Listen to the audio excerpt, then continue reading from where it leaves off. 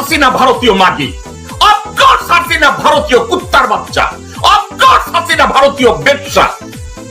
তাকে 17 বছর টিকিয়ে রেখেছে মির্জা আব্বাসের মতো খানকি, সাদেক হোসেন খোকার মতো খানকি, মির্জা ফখরুলের মতো শুয়োর,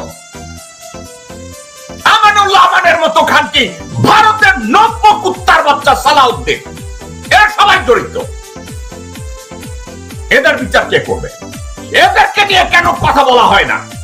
এদের সাহস ওই পর্যন্ত গিয়েছে ডক্টর মোহাম্মদ ইউনূসকে সরিয়ে দিতে হবে। পিতৃতুল্য ডক্টর মোহাম্মদ ইউনূসকে পৃথিবীর থেকে যেন সরিয়ে দেওয়া হয়, যেহেতু বাংলাদেশের দ্বিতীয় কোন ইউনূস এই মুহূর্তে না, ভবিষ্যতে কবে জন্মাবে তার কোনো খবর নাই।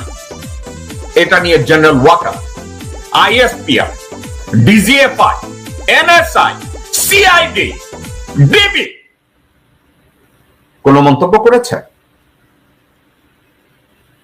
ডক্টর আসিফ নজরুল কোন মন্তব্য